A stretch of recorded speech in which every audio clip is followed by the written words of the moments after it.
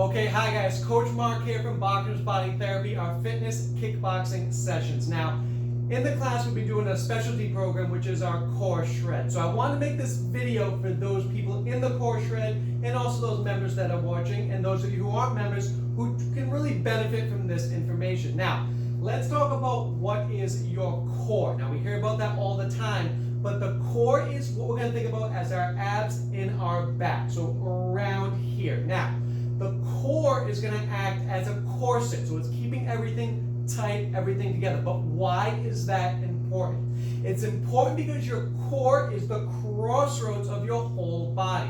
So if you're doing any kind of punching activity, kicking activity, if you're doing jumping jacks, or even if you're carrying a load, maybe a load of laundry, your core is supporting it because all that forces go through the bottom, come through your core, and then come up through the top. Now, if your core is weak, then other muscles have to do more work, or the muscles just overloaded and they can get injured. So we're really working on keeping those back and those abdominal muscles together.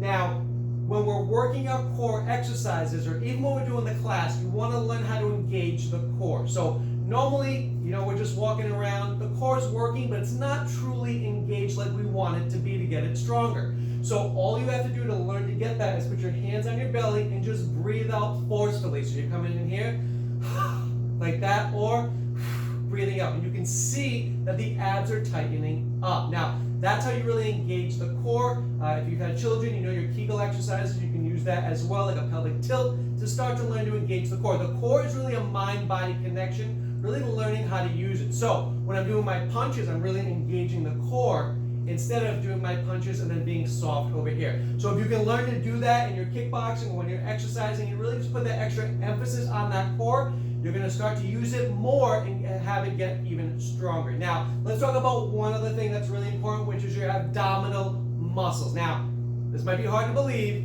but everybody has abs.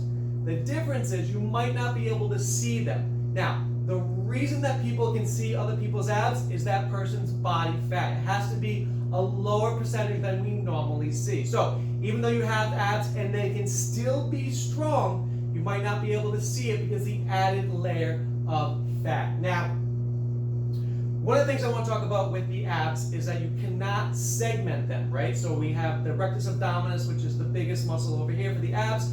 I can't just say I want my top right ab to contract. The abs work together. So if your obliques, your transverse, it all works together. However, we can drive the abs from the top or we can drive the abs from the bottom, like using our leg lift. So there's different ways to engage the abs, but I can't just say I want my lower abs to work. That's not how we're built. And honestly, that wouldn't be functional, right? Because we want everything to work together as a cohesive unit.